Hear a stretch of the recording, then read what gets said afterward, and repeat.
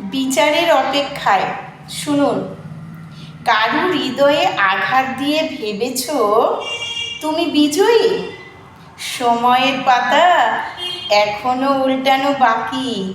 অপেক্ষা করো, হিসাব মিলবে ঠিকই। কারু কান্নাকে উপহাস করেছ? নিজেকে খুব শক্তিশালী ভেবেছ? ভুলে যেও না, দুঃখের অশ্রু বৃথা যায় না। তার ওজন একদিন তোমাকেও বইতে হবে। বিশ্বাস ভেঙে প্রতারণার জাল বুনেছ?